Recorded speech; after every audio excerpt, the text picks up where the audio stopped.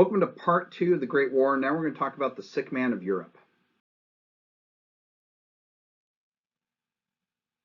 So usually we focus on the assassination of Archduke Franz Ferdinand as the spark that started the First World War. But we need to really take a look at this in a broader perspective. It truly was just a spark in what was a broader and more complicated series of events that had already been set in motion, right? And it all does center around Austria, right, and the Austrian-Hungarian Empire. This is the remnants of the old Habsburg Empire, right?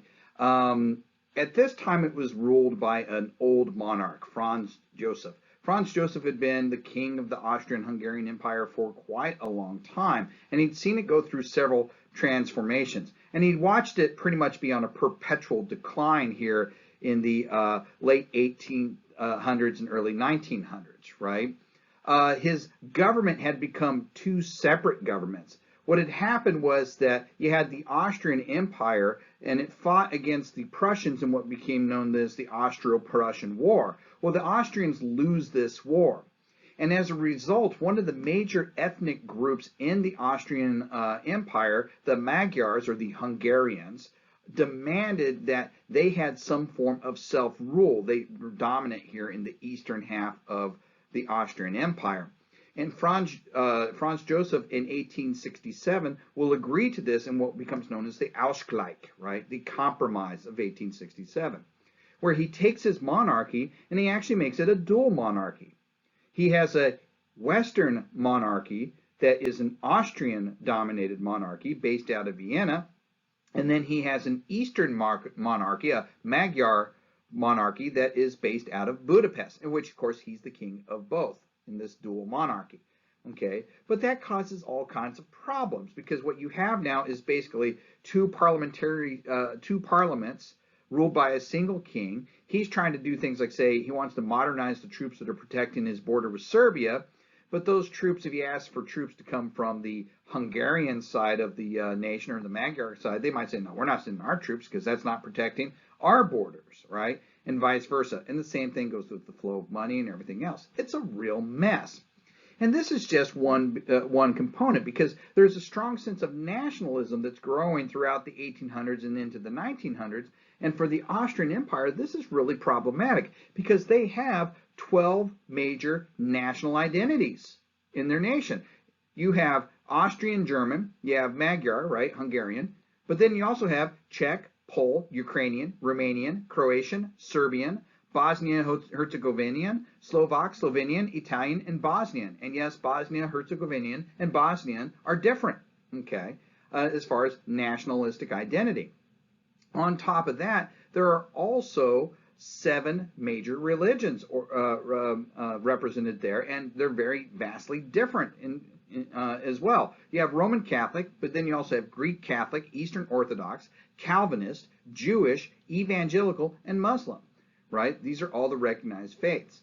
So this is a real complicated nation to handle, and so you see Austria, the Austrian-Hungarian Empire after 1867, is in a state of perpetual decline, perpetual instability, and it's going to just serve as kind of the launch point for a global confrontation. And this is all going on in a time period where you have a whole lot of tension going on in Europe as it is. Some of this was brought about by the fact that after 1870, you have a unified German state, something you didn't have before. So all of a sudden you have this new central power base in Central Europe, right? And so the balance of power in Europe has been shifted around. And on top of this, you have a 99-year period where in Europeans' mind's eyes anyways, you've had 100 years of peace, right?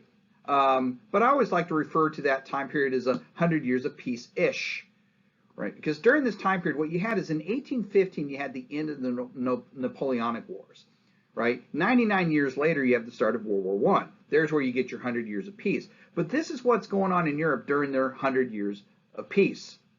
The Greek War of Independence, the Belgian War of Independence, the Crimean War, the unification of Italy, the Austro-Prussian War, the Franco-Prussian War, and of course the unification of Germany, the Russo-Turkish War, and two different Balkan wars, one in 1912 and one in 1913, right? And had things not escalated in 1914, you probably would be talking about three Balkan wars, 1912, 1913, and 1914. But like I said, the last one's going to escalate. This is the European idea of 100 years of peace.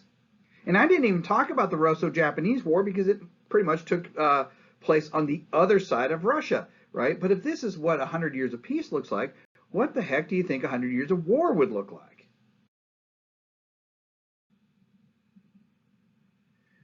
So you have this instability in Europe, right, that happens during this 100 years of peace in which, well, you can at least say there's no continent-wide confrontation, right, like with the Napoleonic Wars, but you can see there's definitely still a lot of tension with these little tiny wars that took up time during this entire period.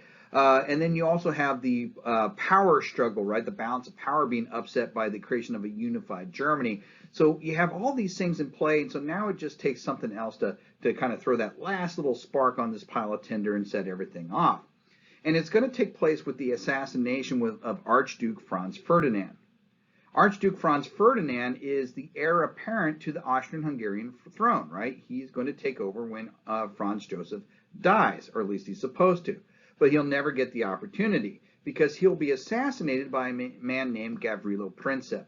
Gavrilo Princip is a Bosnian nationalist, and he is also a member of a terrorist organization called the Black Hand. Now, the Black Hand is controlled and operated by a terrorist leader by the name of APIS, A-P-I-S. Please do not put two S's on that. It makes it mean something totally different. Okay, so Apis is the leader of the Black Hand. Now, his actual name, though, is Dragutin Dmitrijevic. All right, so on your test, use whichever one is easier for you to spell. Okay, now Dmitrijevic, in his regular capacity, he's a colonel in the Serbian army, right? And he is a minister in their government. So he's the head of a terrorist organization, but he's also a high-ranking member of the government of Serbia on the southern border of Austria-Hungary, right? So he kind of plays two roles here, right? This is one of those things that you kind of see in World War I, the reality of things. We have a tendency of wanting to put things in compartments and making things pretty much black and white, right? Because it's easy for us, right? We have good and bad, right? And during the Cold War, we see this a lot, right? You have the East versus the West. Democracy versus communism. You have planned economies versus capitalism, et cetera, et cetera, et cetera. And it's not how life really is. Life is 50 Shades of Grey with less sex and better writing. Okay? And this is a great example of that. High-ranking Serbian government official, also the head of a terrorist organization. Now, Gavrilo Princip approaches Dragutin Dmitrijevic and says, I have a plan to assassinate the Archduke of the Austrian-Hungarian Empire, Archduke Franz Ferdinand. Archduke Franz Ferdinand was scheduled to go to Sarajevo, right, on June 28, 1914. Now, his own advisors had said, man, you should not go. That's a bad idea, because it just so happens that June 28th is a Serbian holiday, honoring the Battle of Kosovo of 1389, when Prince Lazar fought and defeated forces led by Sultan Murad I of the Ottoman Empire, right?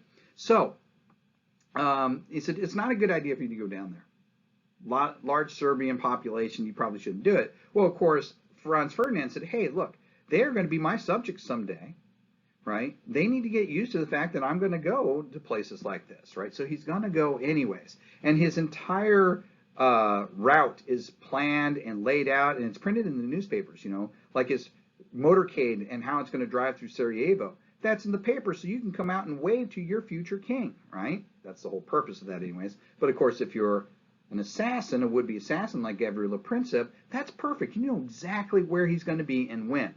So he tells Dragutin Dmitrijevic, I have a plan to assassinate him. He outlines the plan, and Dragutin Dmitrijevic says, perfect, go with it. And so now the plot is on to kill the Archduke Franz Ferdinand. Now, Gavrilo's plan is simple, which is good, right? Always have a plan, even if it's a bad plan. And if you make your plan simple, that's even better, right? He's going to have two bombers along the motorcade, right? A primary and a backup. And the plan is simply this. When the motorcade goes by, so everybody can wave to the Archduke Franz Ferdinand and his wife Sophie, the bomber starts the bomb and tosses it into the open convertible. It blows up, killing them inside, right? Simple. Okay. Well, simple until you actually try and put this in action, right? The motorcade goes driving by the location where the first bomber is at. Nothing happens. This bomber got cold feet and just left. Didn't throw his bomb, didn't do nothing, right?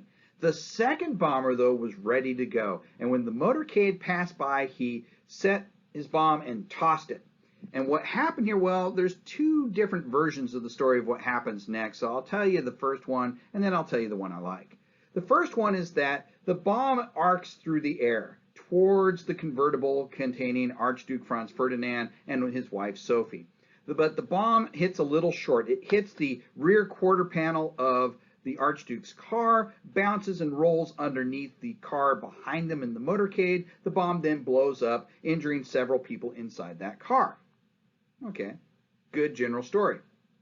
Now here's the other version of it I've heard, and I like this one better. The bomber throws the bomb through the air, and he's a little bit better throw than this original story. The bomb is arcing and is going to land right there square in the center of the convertible. The Archduke sees the bomb hurtling through the air, stands up in the convertible, backhands the bomb out of the air, in which it then goes bouncing and rolling underneath the car behind him, and it explodes and injuring the people in the car behind him in the motorcade, right? Which story is true? I don't think it matters, right? The outcome really is the same. Bomb was thrown at the Archduke's car. Bomb did not make it in said car, but ended up behind car behind them in motorcade, blowing up, injuring them. That's the end result. So take the one that you like the best. I prefer the second one. Okay, but either way, you have a failed assassination attempt. Okay.